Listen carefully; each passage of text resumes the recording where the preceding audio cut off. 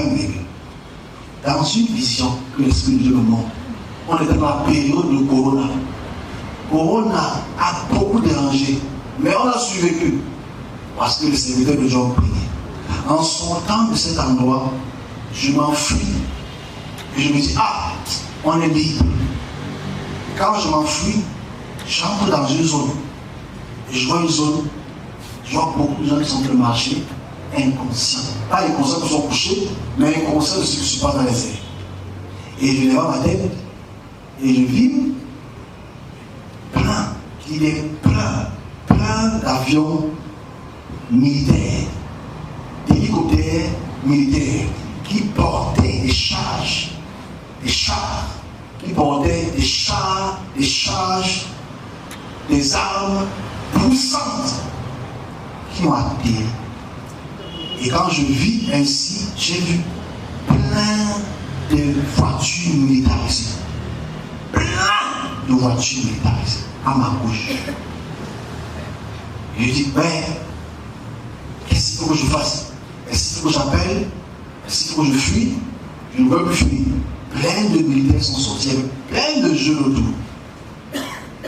Parce qu'en fait, l'ordre qui viendra de notre président en vie, je précise, sera pour sécuriser, pour pacifier et sécuriser la zone où vous. Je m'explique. Je dis que ça sera pour pacifier, pacifique, paix. Parce que là, il va sortir un décret très bientôt. Il va sortir un décret bientôt. Il va surprendre tout le monde anglophone, le monde francophone. Et pour effectuer, il va faire ce qu'on appelle le renforcement de l'armée dans ces endroits à risque. Donc l'armée sera renforcée dans les endroits à risque. C'est très important que je passe sur ça. L'ordre qui viendra de présent, parce que j'entends sa voix, et dit, s'il vous plaît, ne faites pas de mal à la population, sécurisez seulement et gardez-les. Pas de mort, pas de blessés. L'armée, le général m'en a dit, oui, mon président. C'est ce que j'entends quand je vois l'armée atterrir. Mais la main fait le contraire. La main commence à suivre la population, frapper la population, suivre la population, frapper la population. Je n'en reste de surprise. Parce qu'il y a des gens qui ne veulent pas la pacification.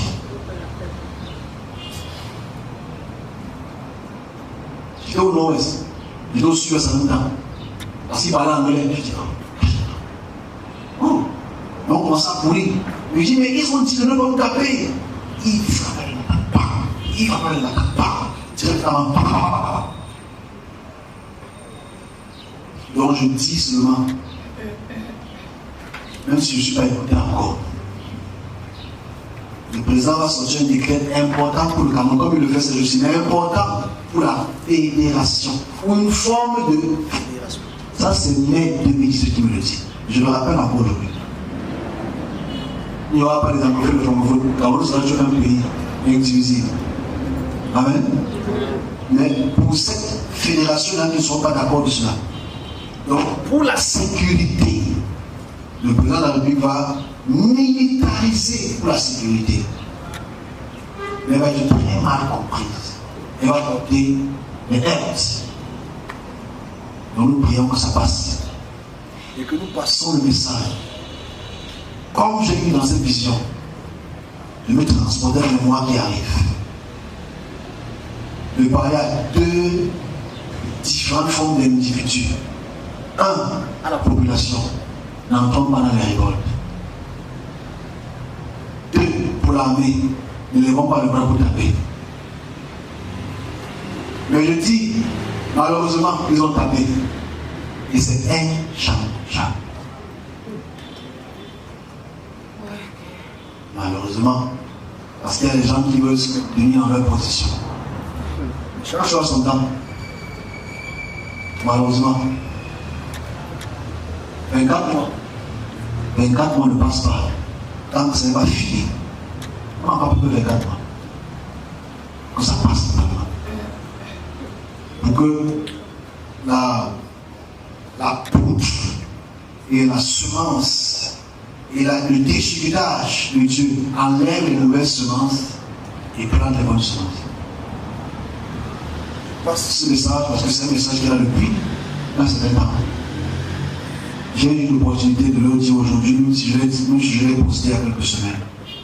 Je veux qu'on puisse prier dans le programme. On est informé, la population. Au nom de Jésus-Christ. Les zones à risque seront militarisées. Les zones à risque, ce n'est pas seulement la noire anglophone. Les zones à risque, c'est dans certaines localités, les Yaoundé, certaines localités, voilà. Mais beaucoup plus la zone anglophone. Et les zones frontalières aux anglophones, ça sera militarisé. Donc nous, on a informé que quand vous les voyez, n'ayons pas peur, parce qu'ils sont là pour notre sécurité. Restez à la maison. Je ne suis pas un danger, oh, j'ai peur.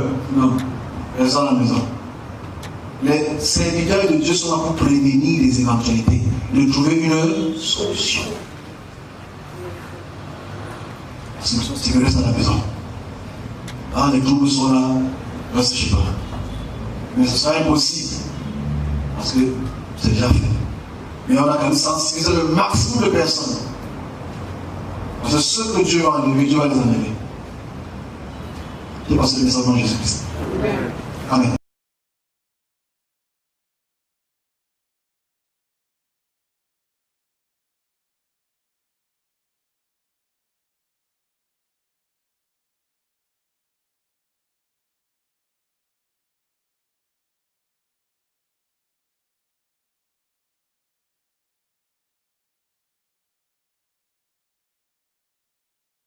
Opération Boyo 1, une action d'envergure de l'armée camerounaise, je vous le disais en titre, met en déroute plusieurs dizaines de combattants séparatistes dans la région du Nord-Ouest.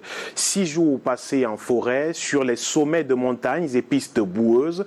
Près de 500 militaires déployés dans ce coup de force reviennent avec un important trophée de guerre. Et c'est un bonheur que partagent les populations de Boyo au regard de l'étendue des dégâts causés dans le camp des séparatistes. Monique Naoussi et Annie Collins pour les détails.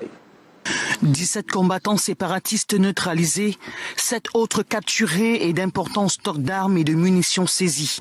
C'est le bilan d'une opération de force de défense et de sécurité dans plusieurs camps des combattants séparatistes dans le département du Boyo, région du Nord-Ouest, menée par le commandant de la 51e brigade d'infanterie motorisée. Avec l'aide de 450 hommes, l'opération Boyo 1 a duré 6 jours. Le bilan a été présenté au commandant de la 5e région militaire interarmée à Fundong. Ceci n'est qu'un échantillon. L'un des problèmes que nous avons eu ici, c'est les bases très éloignées en profondeur et accrochées sur les montagnes. Donc, vous connaissez le sacro principe de la guerre qui dit que celui qui tient le haut tient le bas. Donc il a fallu à nous donner une bonne dose de courage. Pour le général Nkavalère, il est question de respecter les conventions internationales en matière des droits de l'homme afin d'éviter un scénario similaire à celui de Garbou. Cette mission de sécurisation doit être conduite en respectant les règles du droit international humanitaire, les règles du droit international des droits de l'homme, notre règlement de discipline générale dans les forces de défense. Après la présentation dans les locaux de la compagnie de gendarmerie, et ce malgré la forte pluie, le cortège fait escale à la gare routière, au marché de Fundong, où les populations sont édifiées sur le bien fondé de toutes ces actions sur leur vie quotidienne. Nous sommes fiers d'avoir l'armée ici. Ces populations sont invitées à s'apprêter afin d'envoyer leurs enfants à l'école dès le 5 octobre prochain, date de la rentrée scolaire.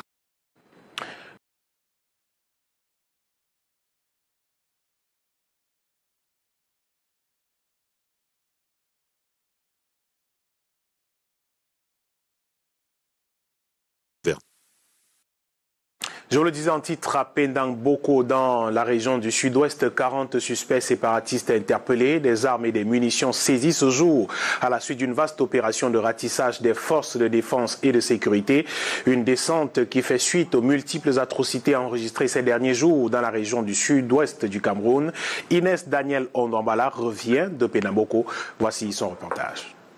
Voici Pendamboko, cette localité de la région du sud-ouest Cameroun est l'une des bases séparatistes. C'est à partir d'ici que les bandes armées indépendantistes avaient attaqué il y a quelques jours. Ils s'y sont réfugiés en partie après avoir incendié cette maison d'habitation, calciné 2 véhicules, enlevé 4 personnes et tué un élève candidat du DCI. Face à la montée en puissance des exactions séparatistes, l'armée camerounaise lance une vaste opération de ratissage dans la zone. Résultat, 40 personnes interpellées, des armes et des munitions saisies.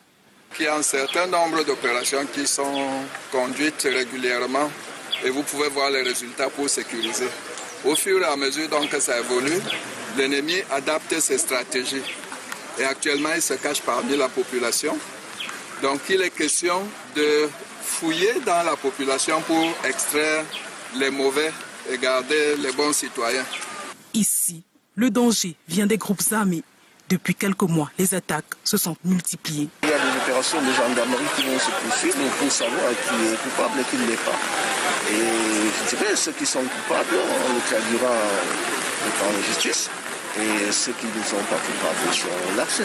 L'opération de fouille en cours permettra de traquer les séparatistes tout en détruisant leur base. L'armée camerounaise, à travers la 21e brigade d'infanterie motorisée, renforce le dispositif sécuritaire. Le général de brigade aérien Ebaeba Benoît, commandant la 2e région militaire interarmée, demande aux populations de collaborer avec les forces de défense afin de mettre un terme aux atrocités qui persistent.